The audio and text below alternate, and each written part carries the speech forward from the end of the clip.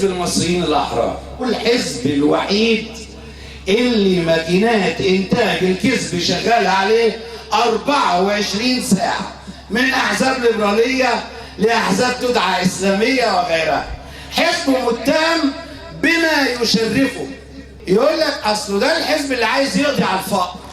والله بتشرف بكده وبدعي إن دي قضيتي كحزب المصريين الأحرار، لأني أنا مش حزب عايز يقعد يوزع سمنة وزيت، عايز يوزع فرص عمل.